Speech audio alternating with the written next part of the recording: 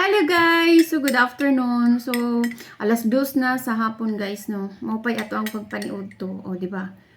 Ayan. Kay naghatod ko ni mama o ni papa dito sa ubos guys, dito sa ilang balay dito sa Tuboy. So maupay pagpaniud to na to. Then hapit pa sa ato ang igagaw niya. Tabian mo ta kayo. Oh, maritis ba ta? Di po tanto. Mga kuanda na, mga happy mga funny lang ang ato ang pag maritis no. Unlike sa Kwanjud.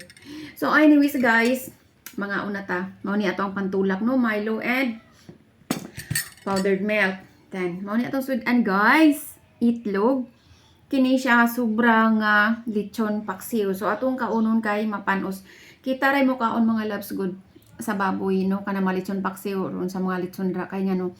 Ang mama o papa dili sila mga on guys. So, no natong sudan no, then kanisad sudan sa ninato.